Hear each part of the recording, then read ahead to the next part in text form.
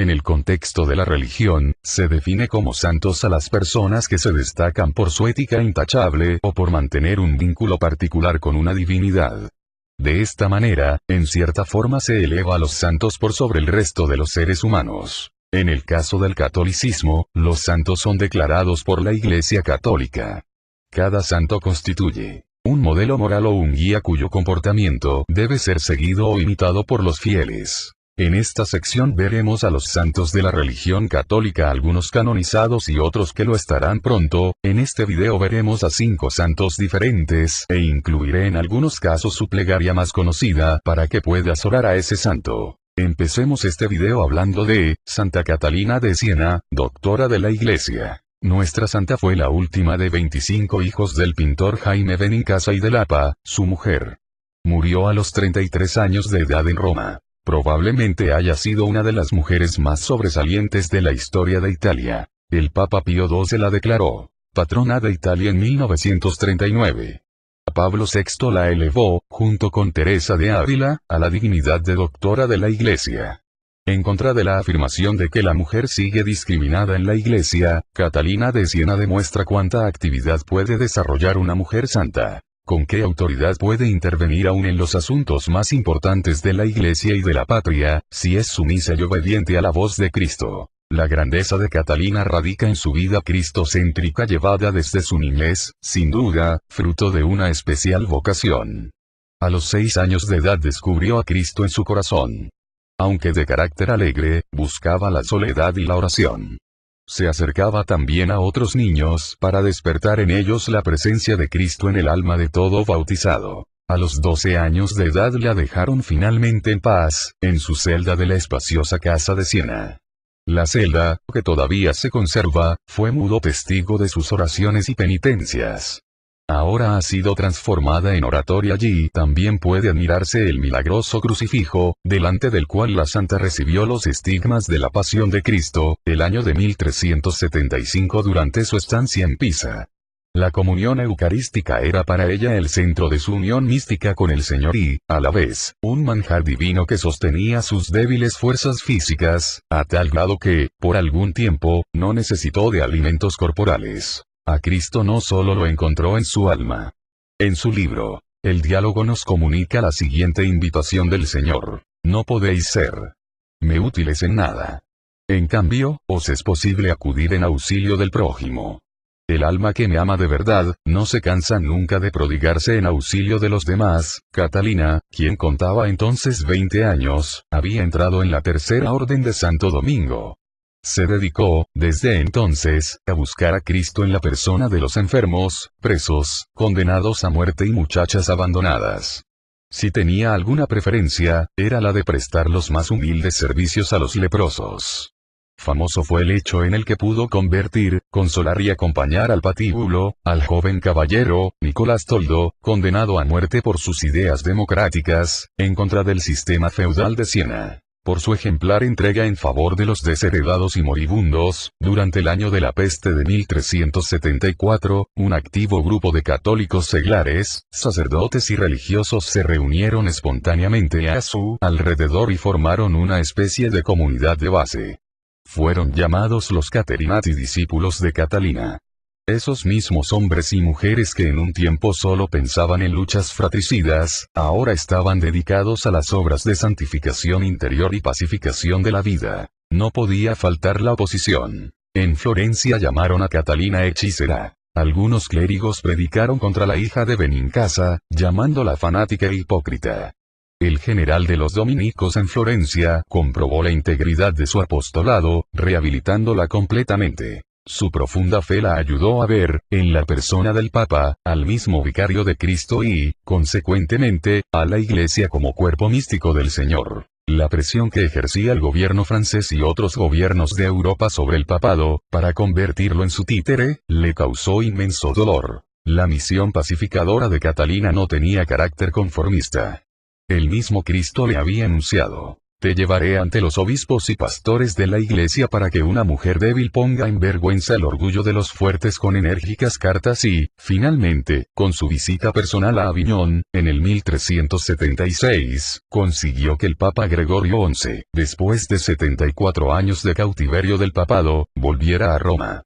Después de la muerte de Gregorio XI, la Iglesia se debatía por el gran cisma entre el Papa legítimo, Urbano VI y el antipapa, Roberto de Ginebra. Por medio de 375 cartas, consejos, oraciones y durísimas penitencias, Catalina quiso impetrar de Dios la unidad y reforma de la Iglesia, lastimada por las ambiciones de los poderosos y los vicios del clero.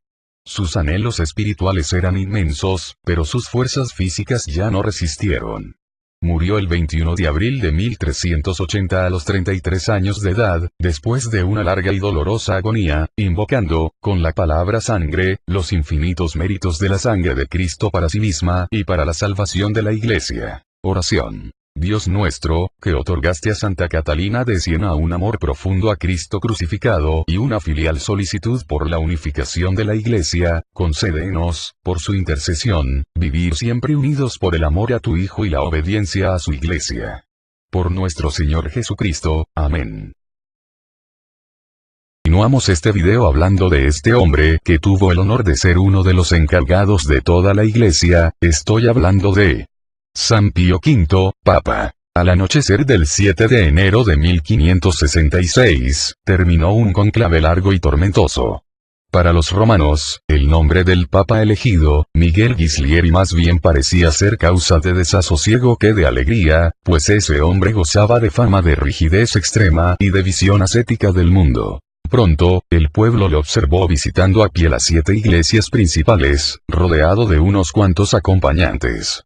Era un hombre enjuto y calvo, de barba blanca y mirada sagaz. El nuevo Papa Pío V, en su pueblo natal, Bosco de Saboya, había cuidado las ovejas.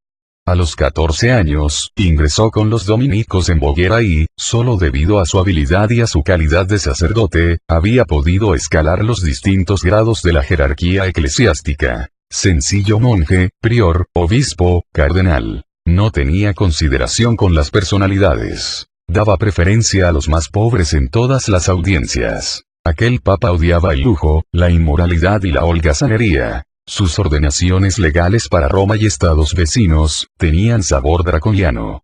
No había contemplación para los barrios de tolerancia. Se castigaba con rigor la usura.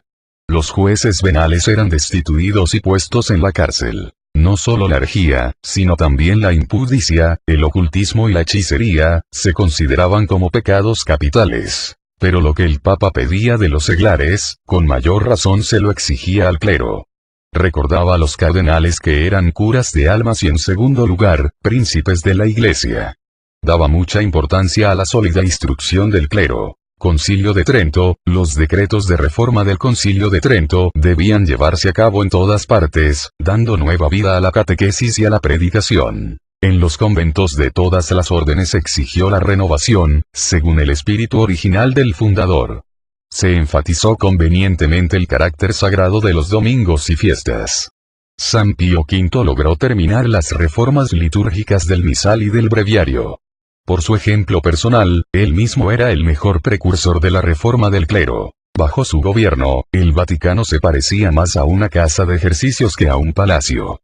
La corte se redujo a lo más indispensable. Al nombrar a los nuevos cardenales, Pío V se guió por el carácter y los méritos de los candidatos. No faltó la oposición de la antigua nobleza de Italia, pero el Papa se mantuvo firme. Aún el rey de España, el poderosísimo Felipe, y la Iglesia de España, tuvieron que ceder ante la autoridad espiritual de este anciano que, por cierto, tenía también sus defectos. Desatendió las finanzas, de suerte que, posteriormente, tuvo que introducir impuestos agobiantes. Pero en un punto demostró tener más instinto político que todos los jefes de Estado de Europa. Reconoció en todo su alcance el peligro de los turcos y con infinitos trabajos, reunió la Liga contra la Media Luna que, el 7 de octubre de 1571, derrotó a los turcos en la batalla de Lepanto, librando a Europa de la incursión de los fanáticos mahometanos. Sin un Pío V, es probable que la cultura de Europa hubiese sucumbido, debido a la discordia entre las naciones cristianas. Solo 6 años duró el pontificado del Papa Dominico. 6 años abundantes en luchas. Recuérdense tan solo las luchas de los hugonotes en Francia, las revoluciones de los Países Bajos y los sufrimientos de los católicos ingleses bajo los sangrientos edictos de Isabel. Estos años del pontificado de San Pío V, fueron más benéficos que todo el suntuoso periodo de los papas del Renacimiento, ya que a su nombre está unido el de la reforma de la Iglesia, en su cabeza y en sus miembros, reforma solicitada por los hombres leales a la Iglesia desde hacía siglos. Se puede decir, en conclusión, que este pontificado marcó el retorno de la Iglesia a una vida pública, nueva, según el Evangelio. En la primavera de 1572, después de una grave enfermedad, se desplomó totalmente agotado, pero se reanimó para visitar por última vez las 7 iglesias principales. Con dicha peregrinación terminó su vida, el 1 de mayo de 1572. Oración. Dios nuestro, que elegiste a San Pío V para proteger la fe de tu iglesia y restaurar la liturgia. Concédenos, por su intercesión, participar en la celebración de tus sacramentos con un corazón lleno de fe y de amor. Por nuestro Señor Jesucristo. Amén. En mitad de este video te voy a presentar a un hombre que en vida fue una persona completamente apegada a Dios. Esta persona es San Atanasio, doctor de la Iglesia. Atanasio fue desterrado 5 veces y tuvo que vivir más de 16 años lejos de su patria. En varias ocasiones estuvo en peligro de perder la vida por la espada del verdugo y por el puñal del asesino a sueldo. Durante toda su vida fue perseguido, pero nunca traicionó la fe de Cristo y de la Iglesia para comprar su libertad. Fue hijo de la metrópoli alejandrina, nacido alrededor del 295. Cuando aún se mecía en la cuna, la persecución de Maximiano asoló la ciudad.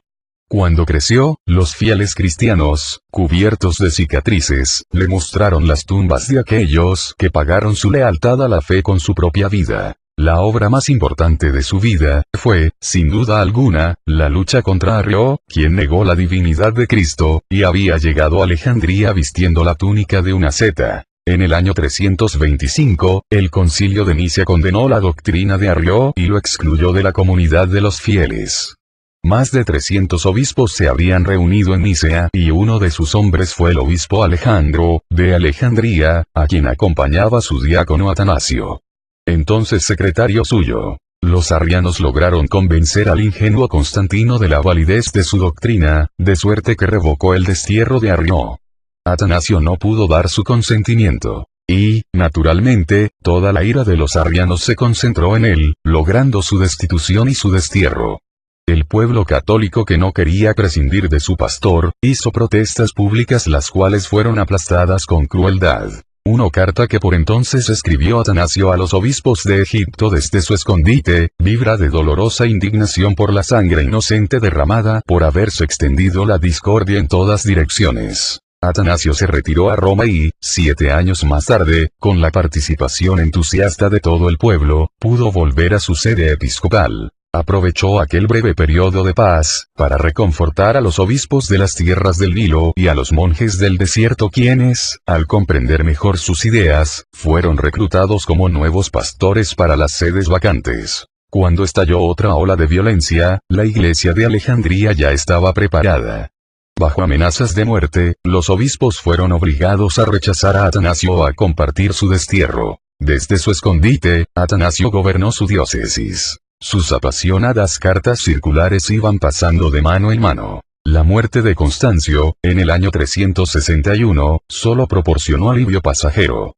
Su sucesor, Juliano el Apóstata, desterró a Atanasio por 4ª vez y el emperador Valente por una más, cuando Atanasio contaba 70 años de edad. Encanecido por la lucha y los sufrimientos, ya no pudo soportar la larga caminata para llegar a los conventos del Nilo, donde se encontraban sus amigos, y prefirió esconderse en el cementerio de la ciudad de Alejandría, cerca de la tumba de sus padres. Finalmente, la presión del pueblo obligó al emperador Valente a levantar la orden de destierro, permitiendo al santo anciano, durante los últimos 7 años de su vida, quedarse en paz en su ciudad episcopal hasta su muerte, acaecida el 2 de mayo del 373. Oración. Dios Todopoderoso y Eterno, que en el Santo Obispo Atanasio otorgaste a la Iglesia un insigne defensor de la divinidad de tu Hijo, concédenos, por su intercesión, crecer cada día más en tu conocimiento, y en tu amor, por nuestro Señor Jesucristo. Amén. Hablaré de 2 apóstoles del mismo Jesús, ellos son los santos apóstoles Felipe y Santiago. En contadas ocasiones, la Sagrada Escritura menciona los nombres de estos apóstoles. La liturgia católica ha unido sus nombres en la misma fiesta, aunque se trata de personas con caracteres muy diversos. Tenemos, en primer lugar, a Felipe de Betsaida, siempre alegre, activo, emprendedor, discípulo de Juan el Bautista, antes de que Jesús lo llamara. Felipe no titubeó ni un momento cuando el Hijo del Hombre lo invitó. Sígueme. Aunque todavía no se hallaba en el selecto grupo que acompañaba al Hijo del Hombre, insistió para que su viejo amigo, Natanael, se uniera a los seguidores del Maestro de Nazaret y, cuando aquel titubeaba, sencillamente lo arrastró hacia el Salvador. Con confianza ilimitada, Felipe siguió al Señor en sus peregrinaciones a través de las ciudades y aldeas de Palestina. Al Señor le complacía esta fe ingenua que, más de una vez señaló en Felipe. Antes del milagro de la multiplicación de los panes, le preguntó con qué se podría satisfacer a la muchedumbre. En la última cena, Jesús se dirige a él para recriminarlo, apenado haciéndolo un reproche que también valía para todos los apóstoles. Hace tanto tiempo que estoy con vosotros y todavía no me conoces, Felipe. Estas palabras del Señor dieron valor a los apóstoles y les sirvieron de estímulo cuando se dispersaron por el mundo y estaban a punto de desfallecer. Se dice que Felipe sufrió el martirio en Hierápolis de Frigia. Completamente opuesto a Felipe fue Santiago, apodado el Pequeño o el Menor. Así como Felipe se mostraba sereno y platicador, Santiago se manifestaba serio y taciturno. También él era discípulo de Jesús y formaba parte de los 12 elegidos que lo acompañaron hasta el fin. Como era hijo de Alfeo y de María, se le puede considerar primo del Señor. En ninguno de los evangelios se nos informa que Santiago se haya destacado en la predicación o en otras circunstancias. Al principio, como los otros miembros de su parentela, consideró con mucha reserva la actuación pública de Jesús.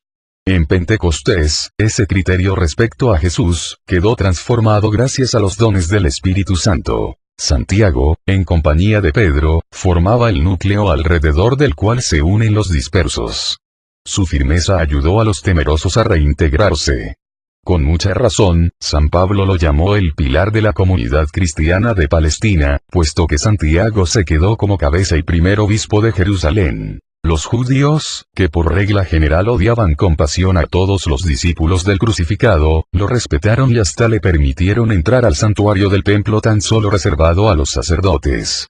Aunque cristiano, Santiago observaba las antiguas costumbres de su pueblo. Este hombre que parecía estar aún arraigado en el Antiguo Testamento, había sido llamado por la providencia para completar la ruptura definitiva entre el judaísmo y el cristianismo.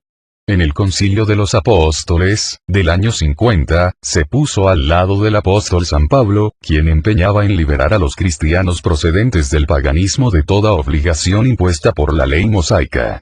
Este fue su mayor acierto, pues, en esta forma, la Iglesia realizaba su apertura al mundo entero. Una vez más Santiago intervino en la vida interna del cristianismo primitivo, mediante una carta breve pero sustanciosa, particularmente por su doctrina social.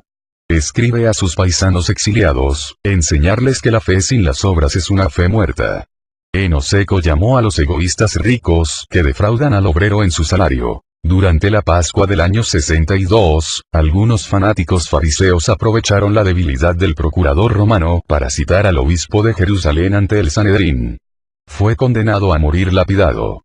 Según otras fuentes, parece que fue despeñado desde el pináculo del templo y, como no murió instantáneamente, lo remataron a palos. Oración. Señor, tú que llenas de alegría a tu iglesia con la festividad de los santos apóstoles Felipe y Santiago, concédenos, por su intercesión, vivir como ellos, unidos a tu Hijo, para que podamos llegar a contemplarte eternamente. Por nuestro Señor Jesucristo. Amén. Al finalizar este video te hablaré de Nereo, Aquileo y Pancracio. El culto a los santos Nereo y Aquileo es muy antiguo en la iglesia. Con certeza se remonta al siglo IV.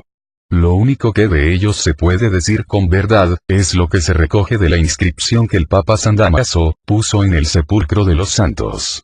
El texto completo es conocido por las relaciones de los peregrinos que la leían las catacumbas.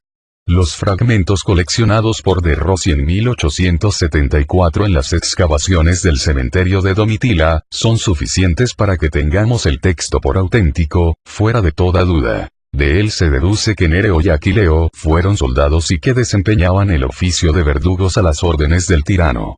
Pronto se convirtieron y abandonaron la milicia, despojándose de sus armaduras.